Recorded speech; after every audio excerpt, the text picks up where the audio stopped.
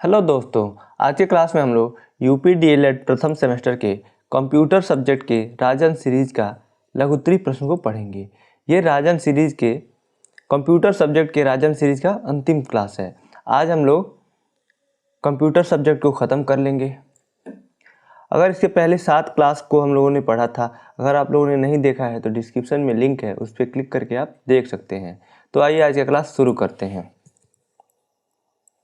प्रश्न संख्या 58 है, कंप्यूटर की कार्य पद्धति का वर्णन कीजिए। उत्तर, किसी भी कंप्यूटर प्रणाली में आवश्यक रूप से 3 विशेष भाग होते हैं: इनपुट उपकरण, सेंट्रल प्रोसेसिंग यूनिट सीपीयू और आउटपुट उपकरण। सीपीयू में ही मुख्य मेमोरी, अरिथमेटिक लॉजिक यूनिट यानी एएलयू तथा कंट्रोल यूनिट होती है। इन 3 मूल भागों के अलावा कंप्यूटर में द्वितीयक संचयन उपकरण, इसका मतलब द्वितीयक मतलब सेकेंडरी मेमोरी, इसको कहते हैं सेकेंडरी मेमोरी। इन्हें पूरक संचयक या सहायक संचयक के संदर्भ में भी लिया जाता है, भी होते हैं, जिन्हें आंकड़ों के संचयन एवं दीर्घकालीन आधार पर निर्देश हेतु प्रयोग में लाया जाता है। इसमें कह रहा है कि इसके अलावा द्वितीयक मेमोरी भी होता है, जिसको लंबे समय तक कोई चीज़ स्टोर करके रखना हो तो उसके प्रयोग में लाया जाता है।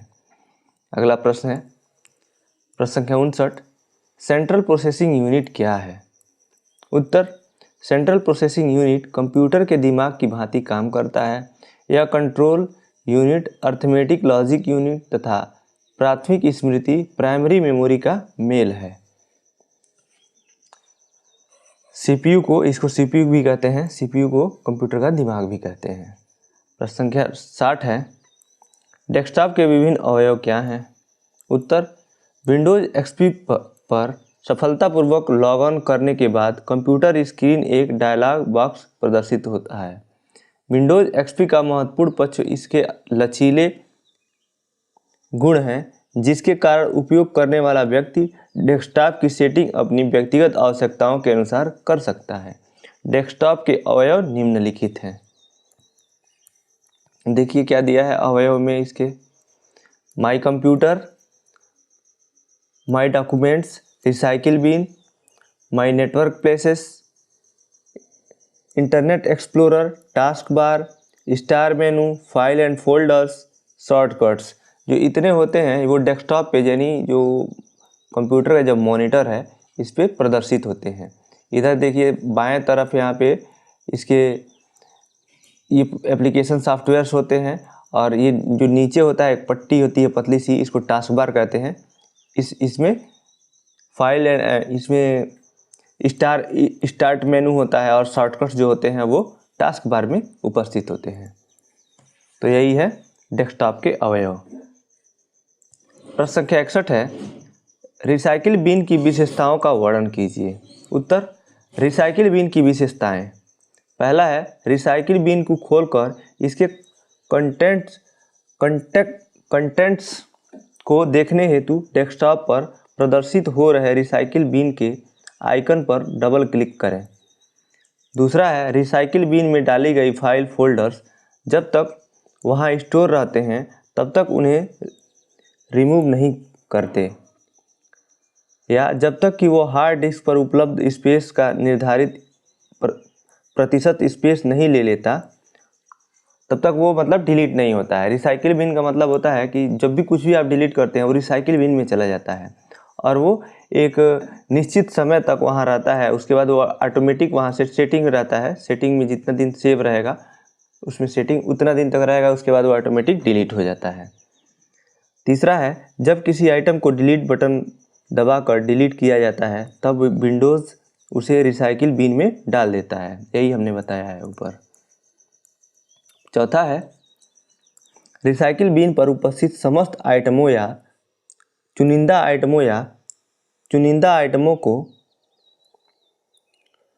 उनके पुराने लोकेशन पर स्टोर कर सकते हैं।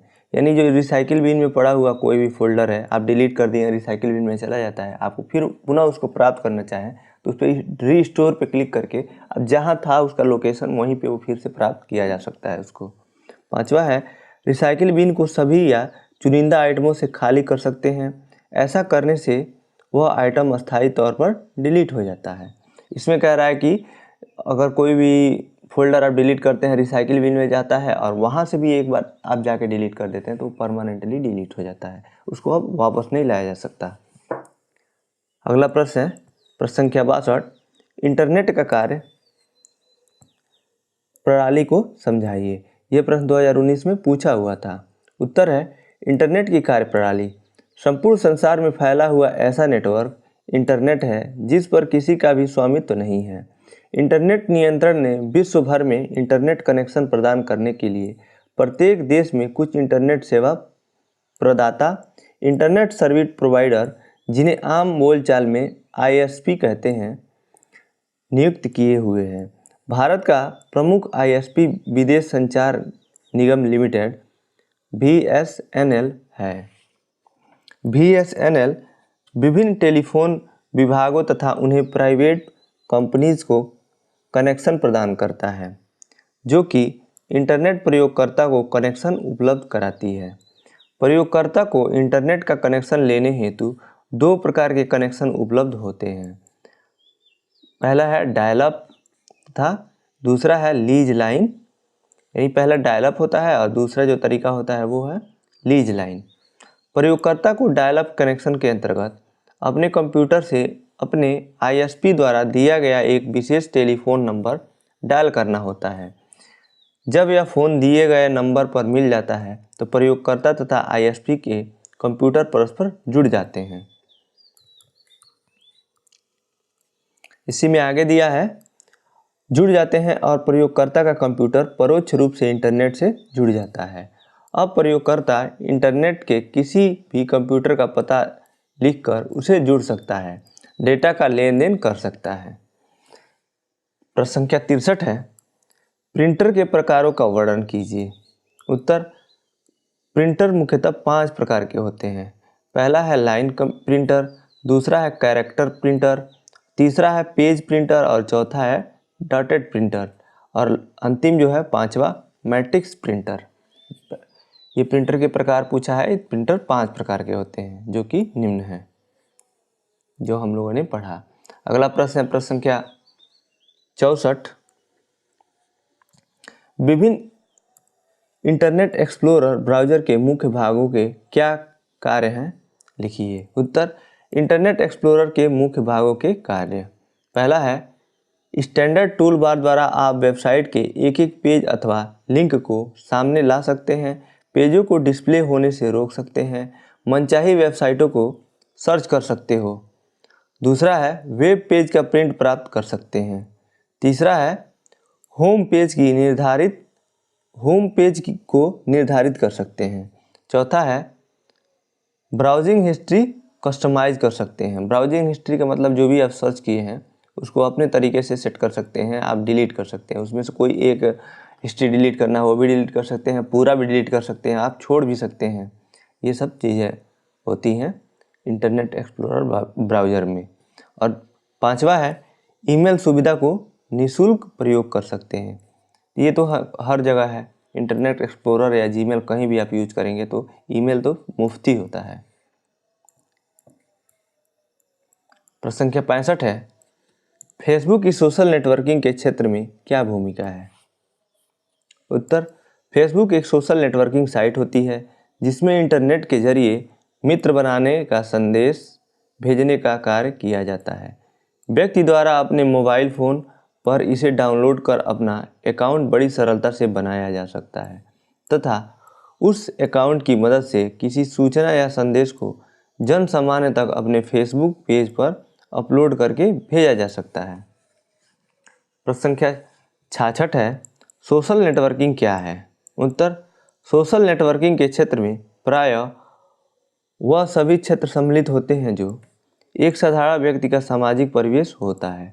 व्यक्ति जब प्रचलित वेबसाइट एवं वेब पेजों के माध्यम से जन सामान्य से जुड़े होते हैं तथा सूचना अथवा संदेशों को आपस में फैलाते हैं तो यह प्रक्रिया सोशल नेटवर्किंग कहलाती है।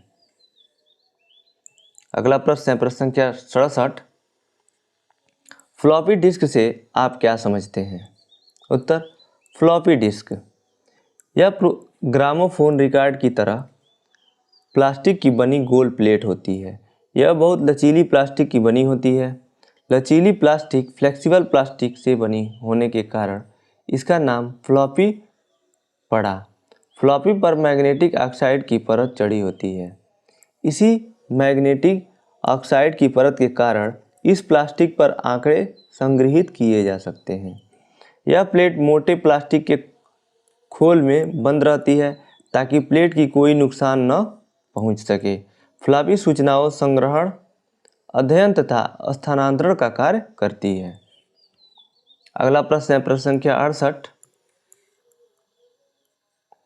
हार्ड डिस्क ड्राइव से आप क्या समझते हैं? ये प्रश्न 2018 में पूछा हुआ था। उत्तर है हार्ड डिस्क ड्राइव। यह फ्लॉपी डिस्क के समान होती है किंतु आकार में बड़ी तथा तीव्र गति से चलने वाली होती है। यह कंप्यूटर में मुख्य रूप से लगी होती है, इसलिए इन्हें फ्लॉपी डिस्क के समान इधर उधर नहीं ले जाया जा सकता।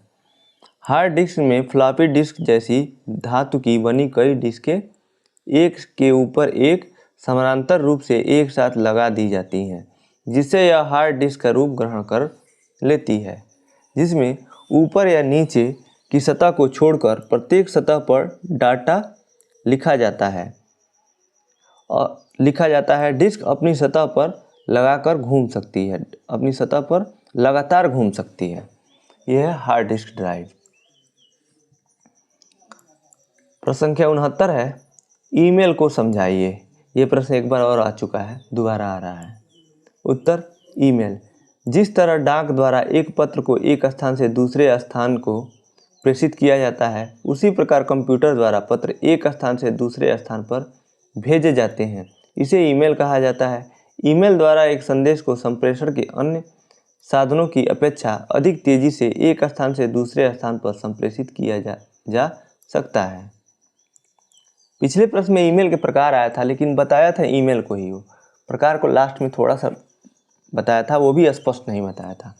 और यहाँ पे ईमेल के बारे में पूछ रहा था। इसी में आगे दिया है, यह लिखित रूप से आंकड़ों तथा सूचनाओं को प्रेषित एवं ग्रहण करने की आधुनिक प्रणाली है। इस प्रणाली के अंतर्गत आंकड़ों एवं सूचनाओं का प्रेषण एवं अभिग्रहण इलेक्ट्रॉनिक माध्यम से करते हैं, अतः इस प्रणाली को ईमेल कहते हैं। ईमेल की सुविधा इंटरनेट के द्वारा होती है। अगला प्रश्न है प्रश्न संख्या 70। इंटरनेट क्या है, इसका क्या कार्य है? ये प्रश्न 2019 में पूछा हुआ था। उत्तर है वस्तुतः इंटरनेट कई भिन्न भिन्न नेटवर्क का एक ऐसा नेटवर्क है जिसमें प्रत्येक नेटवर्क एक ऐसे माध्यम से जुड़ा होता है जो अन्य नेटवर्क से सूचनाओं एवं आंकड़ों का आदान प्रदान करता है।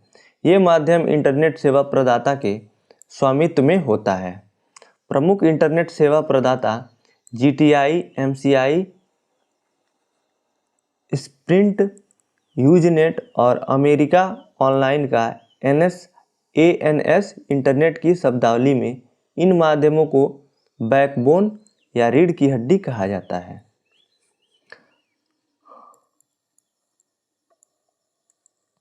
प्रत्येक बैकबोन में कम से कम एक ऐसा बिंदु होता है जहां से वह किसी अन्य बैकबोन से डाटा का आदान प्रदान कर सके। इसी कारण जब कोई नेटवर्क किसी बैकबोन से जुड़ता है तो इस नेटवर्क का प्रयोग करने वाले प्रयोगकर्ता स्वतः ही संपूर्ण सिस्टम से जुड़ जाते हैं। अब ये प्रयोगकर्ता स्वतः ही इंटरनेट सेवा प्रदाता की सेवा प्राप्त करने वाले किसी अन्य कंप्यूटर से जुड़ जाता है और इसे संदेश प्रेषित कर सकता है एवं इससे संदेश प्राप्त कर सकता है। प्रश्न संख्या 71 है, मॉडेम का क्या कार्य होता है? उत्तर मॉडेम का कार्य, हेडिंग है इसमें देखिए लिखा हुआ है, मॉडेम मॉड्यूलेटर तथा डीमॉड्यूलेटर उपकरण का आधुनिक रूप है। यह मॉड्यूलेशन तथा डीमॉड्यूलेशन दोनों प्रकार की प्रक्रिया कर सकता है।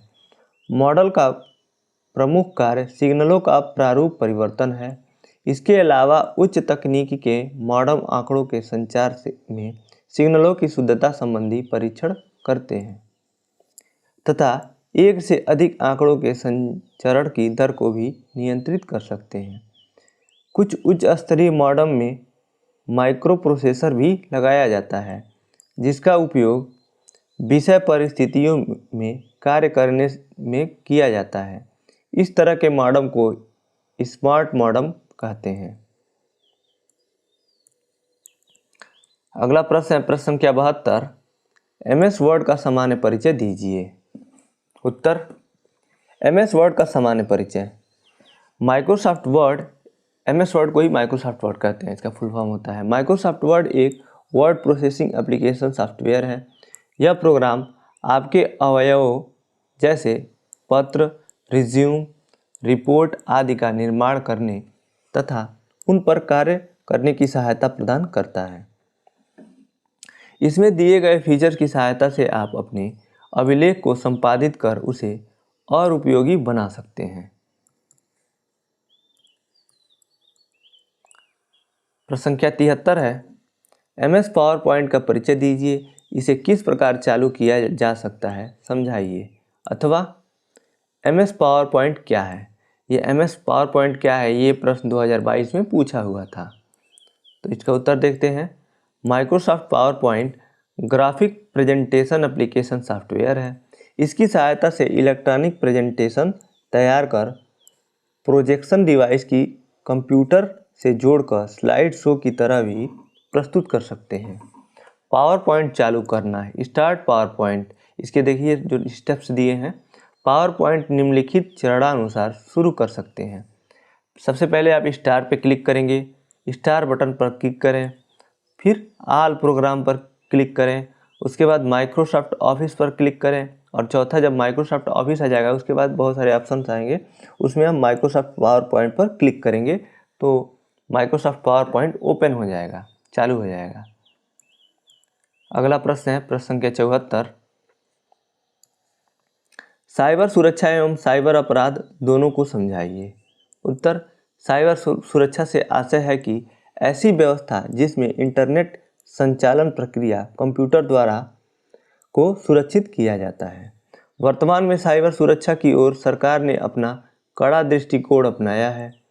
वह नित्य नए अधिनियम तथा कानूनों का निर्माण करती जा रही है, जिसमें कि इस कुकृत्य को रोका जा सके।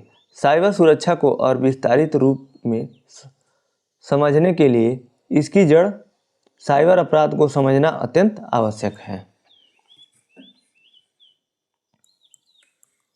आगे हेडिंग है साइबर अपराध। सरल शब्दों में कह सकते हैं कि साइबर अपराध गैर कानूनी कृत्य है जिसमें कंप्यूटर या तो एक उपकरण या लक्ष्य या दोनों है।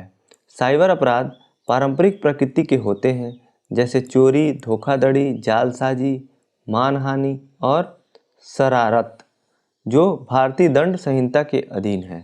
कंप्यूटर के दुरुपयोग ने भी आपराधिक गतिविधियों में समाविष्ट होकर नवयुगीन अपराधों के एक स्तर को जन्म दिया है, जिन्हें सूचना प्रौद्योगिकी अधिनियम 2000 द्वारा संबोधित किया जा रहा है। अगला प्रश्न है प्रश्न संख्या 75। ऑनलाइन संसार में अवैध धोखा के माध्यम से एवं बेईमानी पर प्रकाश डालिए। थोड़ा सा चेंज करके दिया है लेकिन वही चीज़ है। तो आप देखेंगे कैसे कि इसमें पढ़ना है कि कैसे धोखाधड़ी हो रहा है और बेईमानी हो रहा है ऑनलाइन। उत्तर, आजकल ऑनलाइन सेवा विश्व के अंतर्गत कई प्रकार से उपयोगकर्ताओं के साथ जालसाजी तथा बेईमानी की जा रही है। यह जालसाजियाँ एवं अवैध धोखे निम्न प्रकार के हो सकते हैं। पहला है हैकिंग से संबंधित गतिविधियाँ।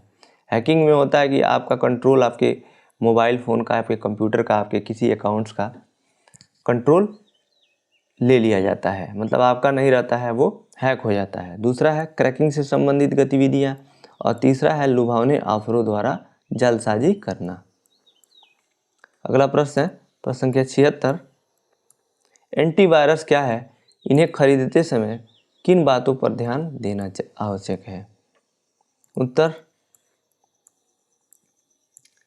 कंप्यूटर में वायरस की उपस्थिति को ज्ञात करने तथा कंप्यूटर को उनसे मुक्त कराने वाले विशेष सॉफ्टवेयर्स आज बाज़ार में उपलब्ध हैं। इन सॉफ्टवेयर्स को एंटीवायरस प्रोग्राम कहा जाता है।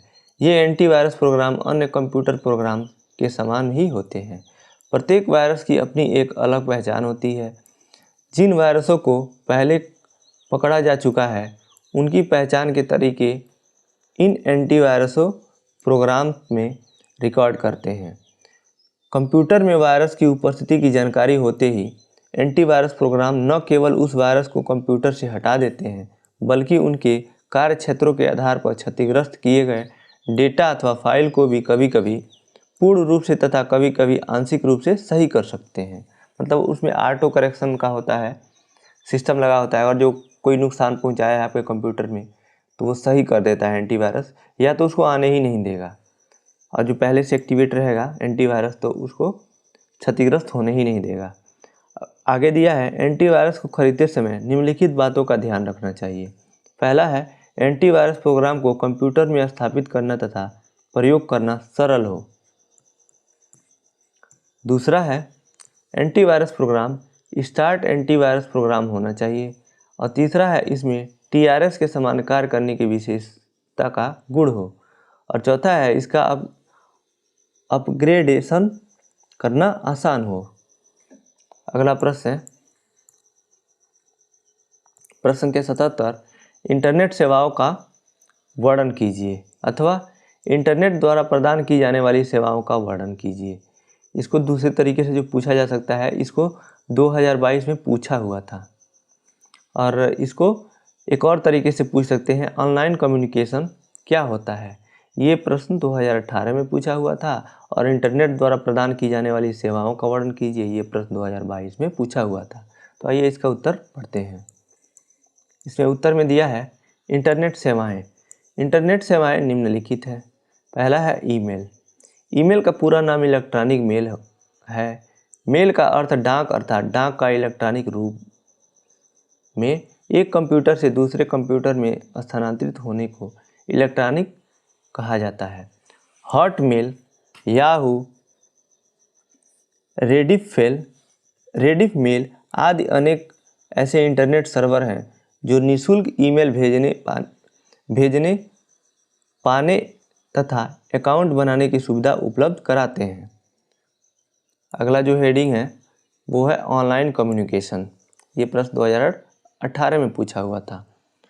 ऑनलाइन कम्युनिकेशन, जब दो इंटरनेट प्रयोगकर्ता अपने संदेशों का आदान प्रदान एक ही समय में एक साथ कर रहे हों तो इसे ऑनलाइन कम्युनिकेशन कहते हैं। ईमेल को हम ऑफलाइन कम्युनिकेशन के रूप में समझ सकते हैं। ईमेल में हम अपने कंप्यूटर पर संदेश लिखकर उस पते के साथ किसी व्यक्ति के मेल बॉक्स में भेज देते हैं। हमें जिस व्यक्ति को ईमेल भेजना है, यहाँ पे भेजा है, भेजा है, ठीक है, भेजा है, वह व्यक्ति जब चाहेगा तब हमारा भेजा गया संदेश पढ़ेगा। इस तरह दोनों में एक ही समय में संदेशों का आदान प्रदान नहीं होता। ऑनलाइन कम्युनिकेशन में संदेश भेजने वाला एवं संदेश पाने वाला व्यक्ति एक ही समय में इंटरनेट से जुड़े होते हैं तथा भेजने वाला व्यक्ति जो संदेश अपने कंप्यूटर में टाइप करता है वह पाने वाले व्यक्ति के कंप्यूटर मॉनिटर पर व्यक्त होता है। इस प्रकार की सुविधा को कंप्यूटर की भाषा में चैटिंग कहा जाता है। ऑनलाइन कम्युनिकेशन की मदद से अलग अलग शहरों देशों में बैठे व्यक्ति आपस में मीटिंग भी कर सकते हैं। वे लोग एक समय सुनिश्चित कर लेते हैं और उस समय सभी इंटरनेट से जुड़कर किसी एक ISP द्वारा दी जाने वाली चैटिंग की सुविधा का उपयोग करते हुए परस्पर संदेशों का आदान प्रदान उसी समय टाइप करके अथवा माइक पर बोलकर कर सकते हैं। अगला जो हेडिंग है वो है world wide web. World wide web and WWW। Internet पर अपने व्यवसाय, अपने द्वारा दी जाने वाली सेवाओं तथा अपने प्रतिष्ठान के विषय में विभिन्न सूचनाएं पब्लिश करने हेतु वेबसाइट का निर्माण करना होता है। इंटरनेट द्वारा प्रदत्त इस सेवा का उपयोग करने के लिए प्रयोगकर्ता को सर्वर पर स्थान लेना होता है। इसके लिए प्रयोगकर्ता को प्रतिवर्ष कुछ फीस भी देनी होती है। कुछ सर्वर अभी इस सेवा को निःशुल्क भी उपलब्ध कराते हैं। इस स्थान को वेबसाइट कहा जाता है। प्रत्येक वेबसाइट का एक पता होता है जिस व्यक्ति को यह पता ज्ञात होता है वह उस वेबसाइट पर जाकर उन सूचनाओं का लाभ उठा सकता है। वेबसाइट में केवल सूचनाएं लिखी या पढ़ी जा सकती हैं। ईमेल भेजे या प्राप्त नहीं किए जा सकते हैं। आज कई प्रमुख अखबारों एवं पत्रिकाओं की अपनी वेबसाइट है जहां जाकर हम समाचार या वह सूचनाएं पढ़ सकते हैं। तो इसी के साथ कंप्यूटर का राजन सीरीज़ यहीं समाप्त होता है। तो आपको ये क्लास कैसा लगा आप कमेंट बॉक्स में बताइएगा। अगर अच्छा लगा तो इस वीडियो को लाइक कीजिए, अपने दोस्तों के साथ शेयर कीजिए और चैनल पे नए हैं तो चैनल को सब्सक्राइब कीजिए।